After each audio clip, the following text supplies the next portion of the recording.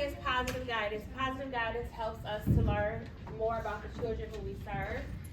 It is about knowing the children in your care, understanding their development level, and creating the best physical and social environment in which they can learn. Positive.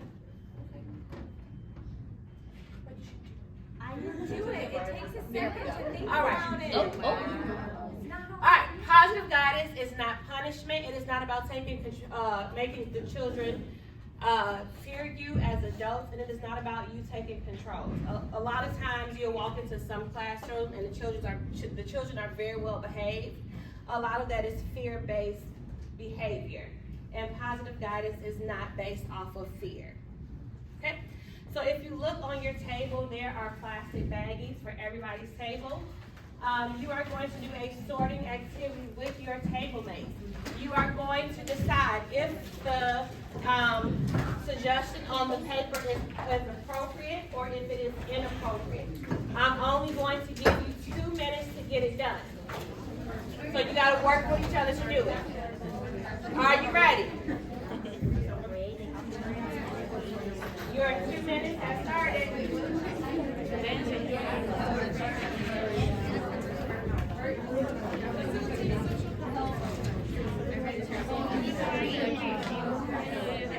You're sorting whether it's appropriate or inappropriate.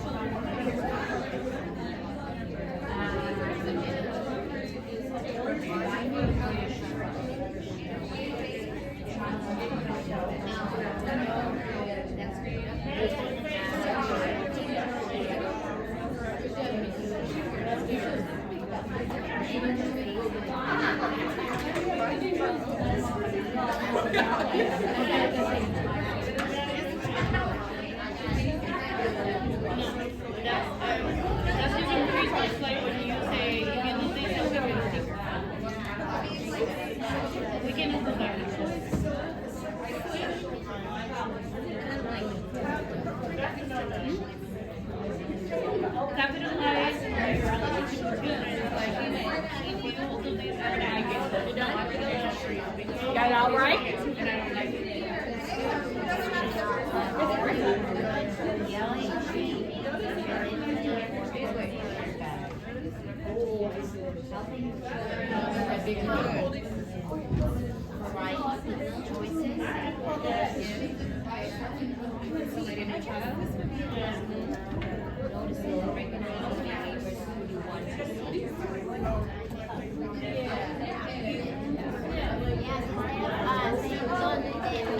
Oh, yes.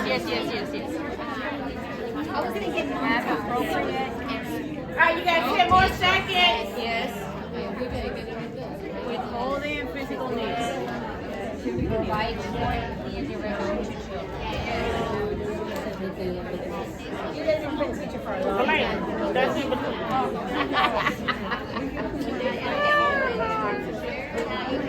Double check. The more just and less than. All right, that's your time. Okay, we're going to go over it, and I want you to see if you got everything correct. If you did, kudos to you. If you did not, go ahead and make that switcheroo at your table. Only you will know. All right, so appropriate guidance. We have appropriate expectations. Manage space and time. Create experiences that engage the whole child. Capitalize on your relationship with children. Help children express their feelings. Notice and recognize behaviors you want to see. Provide short, clear directions to children. Provide choice. Redirect children to appropriate behavior and facilitate social problem solving. I kind of feel like you all do these things. One of the things that I think we can do a little bit more of is provide choice for our children, especially our behavioral children. So if you know that you have a child that has behavioral problems, give them a choice and kind of make the choice something that you want it to be, but allow them to choose which good option they want to have. Another thing, I don't know if we can do it at the CDC, but at the youth center, capitalize on your relationship with children. That is good for their world outside of the youth center. At the CDC, if you have like preschoolers that do outside activities, if they invite you to like their Pop Warner game, if you can make it, go. Why not? It's not going to hurt you. Same thing, I know I was doing an observation over at the youth center, I forgot who it was, but the kids brought in like their musical instruments, and the teacher was like really engaged with them, and was showing them like hand placement on the musical instruments. That was her showing, what is it called? Showing interest in their outside activities as far as outside the classroom. Are we allowed to bring, like, from a parent's viewpoint, my preschooler always tells me that, like, you're allowed to bring, like, I know there's like restrictions on what you can bring in. Like, is there restrictions on what the child can bring into the CDC? Like, to connect their culture, you know what I mean? Like, do you want certain things that aren't in the classroom? Like if they're doing something that you want to highlight something that you all do at home, Right. of course they can do that, but that's a discussion you will have with their teacher to figure out where that will best fit into the day or whatever they have planned and going on, Okay. if that makes sense. So as a parent, if you wanted to do something, I would say, hey, this day, when, and I like this to happen when you do this weather, and then set up when you leave. And then that's a great way for us to capture family involvement as well. Let's look at some things that are inappropriate. So corporal punishment, withholding physical needs, yelling, belittling, shaming, or threatening, isolating the child, binding or restricting a child's movement. Now we do know that sometimes we do have to move a child or hold a child to calm the child down. As long as the child has the ability to move their limbs, you are not binding or restricting the child's movement. And always if the child says, let me go, let them go. Okay? All right. Touch that is okay. So for this is pretty much common sense. I mean, I will hope it's common sense, but then again, common sense is not common. So we have reassuring touches, hugging gently, holding hands of a young child for safety, helping the child to stand up, tending to an injured child's wound. That is everything that is okay. What is not okay? Any form of corporal punishment, any form of grooming, touching any child or youth who does not want to be touched. When we look at grooming, that can be something that is kind of unknown. So I wrote down the definition of grooming. So grooming behaviors are romantic, intimate, or flirtatious in nature.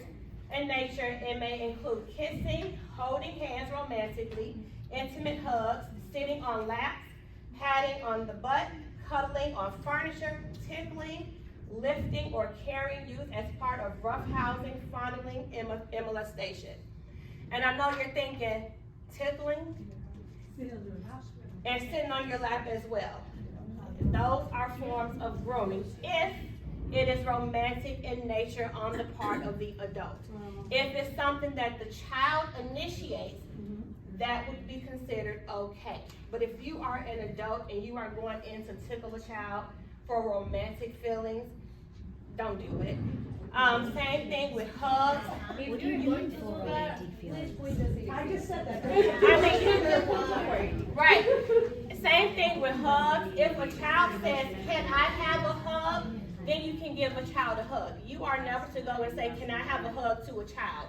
That's a no-no. The child can ask you for a hug, and if you feel comfortable as the adult to give that child a hug, give that child a hug.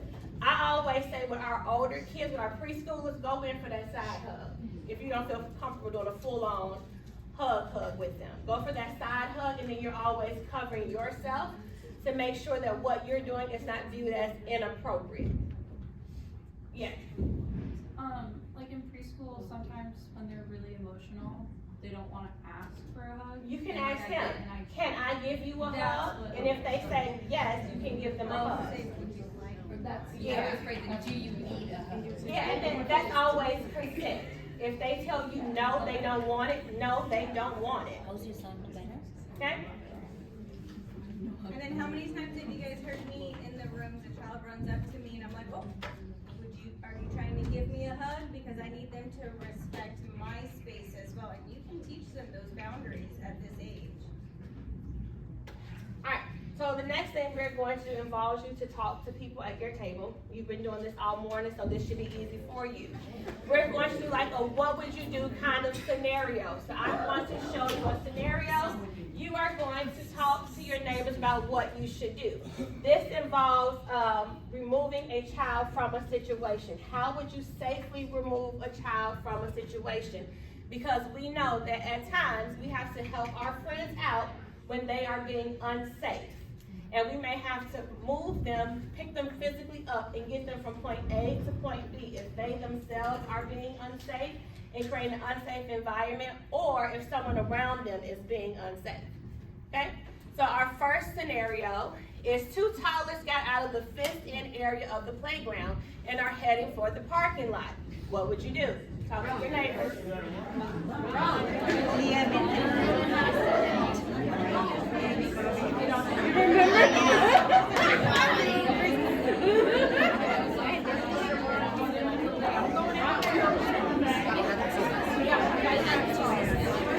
Alright, come back in 3, 2, 1. Voices are off.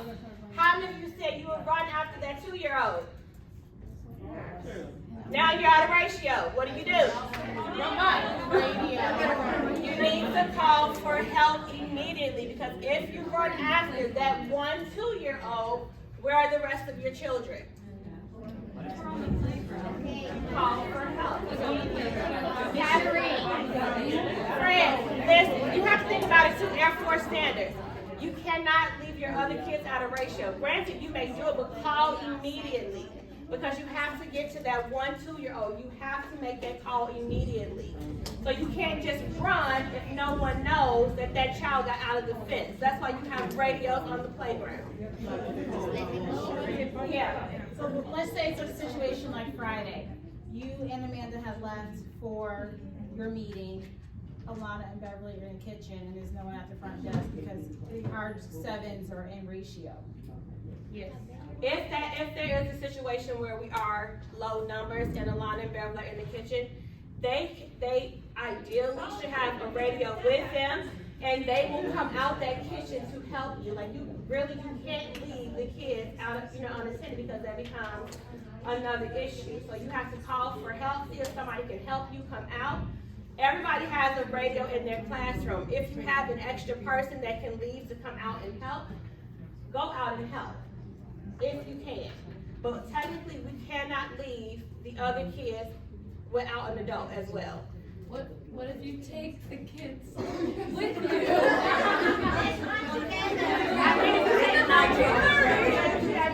Alright.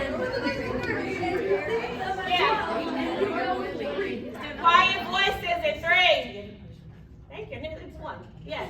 When you have a child that runs out of the classroom, that a run call or practice. Yep, if a child elopes the classroom, call. Yeah. We pre-tots went outside. We had the gate went open. There's a street. 2 kids ran out. Staff members ran after these 2 That's kids. the difference. If it's more than one adult on the pre-time playground with you, you can go out. But if you're by yourself, But what if there's just 2 caregivers, let's say for 2 caregivers in those 10 kids and 2 run out, what are you gonna do? All you can do is call for help and go get them. You have to let us know what's going on. Oh, Otherwise, okay. it Just looks call like and then call she'll for get help them. and Okay. go. Otherwise, it looks like you've left the other kids unattended, and then that becomes a reportable incident. You have to communicate with us. Anybody in the center, let us know what's going on, and somebody should get to you immediately. Like, we have to drop everything that we're doing, whether it's a trainer or supervisor or GS.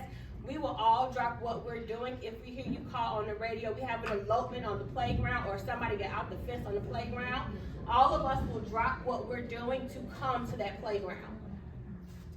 Okay? All right, the next one. A preschooler ran out of the front door of the facility. What do you do? Wait, what's happening? Already signed them out? No. They're not signed out.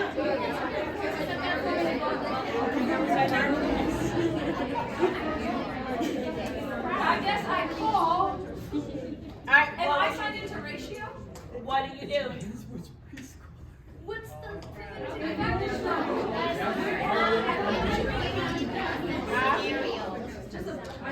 What do you do?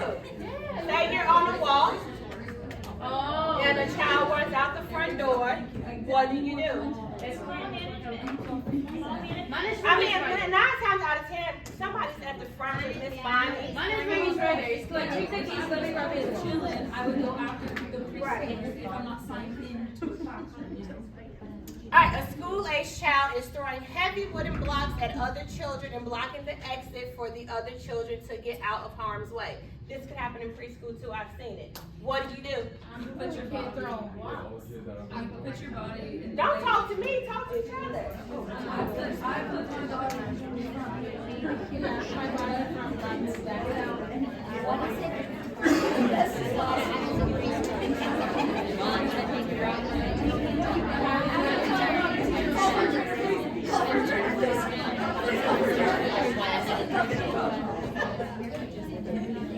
Alright, come back in 3, 2, 1. What do you do if a school-aged child is throwing heavy wooden blocks at other children and blocking you from leaving the room? What do you do? Call you. Go for it.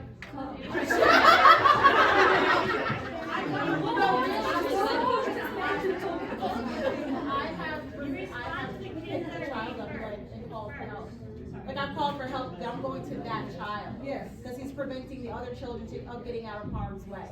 And I'm naturally putting myself between, all that, yeah. This goes back to safely removing the child that is causing the harm. If there are 2 caregivers in the room, one of you can say, I'm going to move you because you are causing harm to others. Safely pick them up by here, not by here, not by here. Pick them up here. You can pick them up an inch off the floor and talk them through. Now I'm going to move you. You are being unsafe. Get them out of the way. Call for somebody, and then the rest of you can leave the classroom and let them do whatever they're going to do. The most important part is getting the other kids safe. If you have one child that's chucking blocks across the room, which I have seen, I have had that happen in my classroom, I had to call for help. Somebody came in and stayed with that child while they chucked those solid wooden blocks. The rest of us left the room. Okay?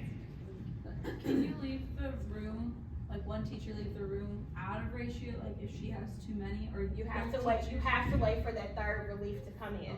Yeah. Teens Okay, and let me just make a comment. Ratios. We have identified and say what the ratios are.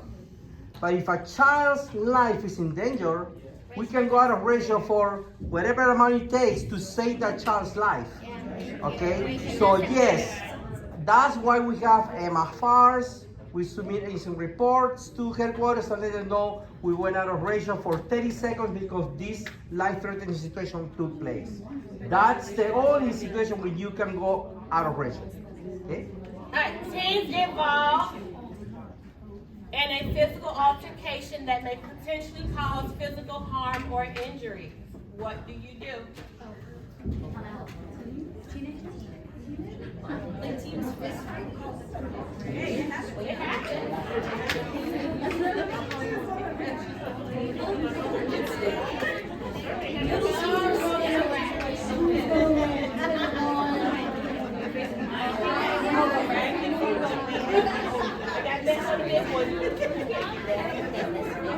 Alright, come back in 3, 2, 1. Even if we don't have teens at the CDC, you do have, sometimes you have those older preschoolers that do wrestle and they can turn physical. You have to be able to de-escalate that situation. You have to be able to separate them and get them apart. Okay? Got it? Alright, I don't know if this video is gonna work for de-escalation, but we can try it. It's a video. It's only about 1:30. It's not long at all. Played it in my office, it did.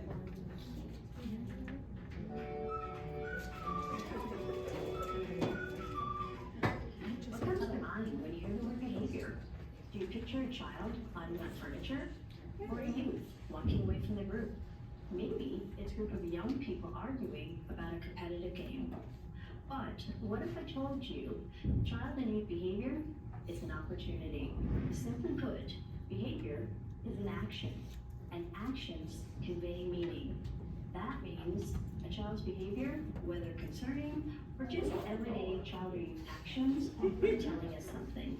It's sending a message. The message might be related to how the person is feeling, how they're experiencing the environment, or how they're responding to interactions. Concerning child and youth behavior gives us a tremendous opportunity to learn what the person needs and offer support. Support can be in the form of adjusting the environment, teaching skills, or enhancing interactions. Let's go back to some of the examples we mentioned earlier. If a child is climbing on furniture, what might they be communicating? Maybe the climbing mostly happens during transitions. One message could be that the transition needs more structure, or it needs to be shortened so that the child can stay focused and engaged. What about walking away from the group? Perhaps this youth is telling us they're unsure how to participate in the activity and are worried their peers will tease them. If a group of youth are arguing, they could be communicating that they need support developing conflict resolution skills. Keep in mind, there may be more than one message being sent through behavior. No matter the message, all of these are opportunities. When we view behavior as communication, we can take a step back and consider what the person needs. Then, we can come up with supports to match those needs.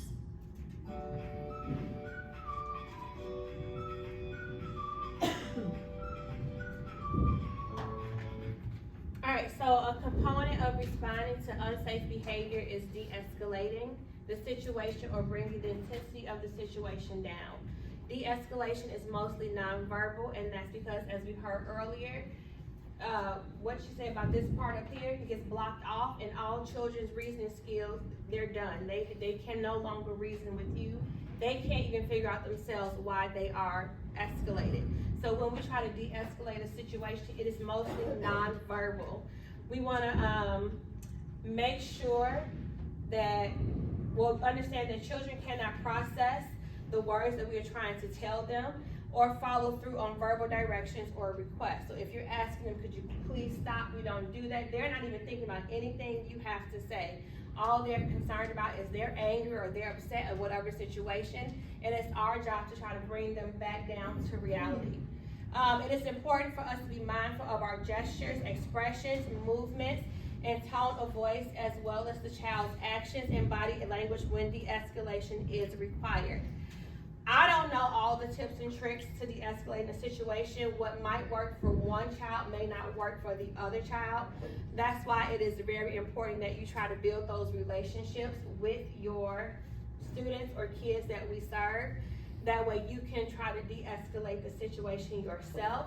If you cannot do it, then you call for a trainer. Please don't call us if you have tried nothing.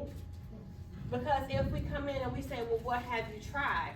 And then if you say, oh, I can do anything, then what do you want us to do? Everything. You know, like if you wanted us to do everything for you and we came in and did everything for you, why are you here? You have to try to do something. You know those kids best. You may tell me like it was this one child in our center that liked Michael Jackson. Went in and started talking about Michael Jackson. That worked once. The second time I went in and tried to do it, it didn't work. So now I need something else. But you know those children better than what we do because you're in the classrooms with them more than what we are. So once you figure out what they like, once you figure out what their needs are, you can probably de-escalate a situation if you just tried. Okay? Another thing, if you need resources, everybody in here has a KIT account. That video came from KIT. They also have a lot of different resources that you can try if you need help with transitions. KIT has a lot of resources. Go on their website, look it up. If you need research books, I do have a couple. I don't have a lot, but I can point you in the right direction that can help you out when it comes to de-escalating situations. One last thing for appropriate and inappropriate touch. If you see something that you think or suspect might be inappropriate touch, you have to say something. If you don't say anything, you are just as liable as the person who did it. Even if you don't think it, you may say, oh, I'm not sure, you still need to report it. It's not up to us to make that determination, if it was or if it wasn't. Okay? And that's all I have. Do y'all have any questions? Yes, no, ma'am, yes. What do you do if you and your teacher don't agree with the escalation that's happening? What do you mean? So like, I know, and I don't have this specific situation happening right now, obviously, but like, I've seen teachers before, like, especially with older kids, like, especially if you have 2 or 3 teachers, they'll kind of be like, oh, like, I got him, I'll do that, but then another teacher that doesn't agree with what they're doing, but then there's like a disagreement with the teacher, you know what I mean, like, so like, you've gotten nowhere with this child because you and your teacher are disagreeing. I would let that teacher do what they're gonna do, and then when the children leave, have that discussion of how you're going to de-escalate without the child present. Because the last thing we wanna do is talk about a child and their behavior in their presence, because that's only going to make the situation worse. Plus that will undermine the other. Teacher, yeah, and then they'll know like, oh, I can get away with this person. It's like telling mom and then going back and asking dad. You know what I mean? It's one of those situations. You're pitting yourself against each other. So when is upset and you help or pick them up, hold them, they can't give you consent. You can, when you go to touch a child, as long as you are verbally telling them what you're doing, why you are doing it, that is okay. I'm going to pick you up now because you are being unsafe. That is fine. And then if you like, so one of the things I used to do with my classroom is I would hold one of my kids because she de-escalated it well if you fanned her and rocked her. So I would just do this and I wouldn't say anything and then she would calm herself down. That was okay for her. That didn't work for the next child, but for her it did. And then after she saw like, cause she was one of the ones that would destroy a room. And she would, after she calmed down, she would look around and say, oh, I made a really big mess, didn't I? Yeah, you did. Now you have to clean it up. And then she would ask me to help her, and then I would help her. But in order for her to realize that I had to first calm her down, because if I tried to talk her through it, it just got worse. She would constantly just chuck stuff on the floor. Any more questions?